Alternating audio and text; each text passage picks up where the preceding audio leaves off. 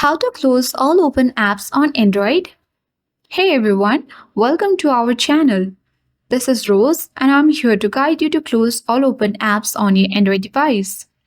Watch the video till the end and without any further ado, let's dive right into the video.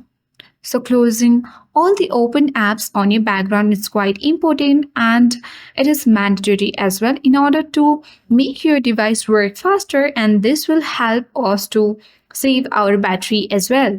So it's quite easy and simple.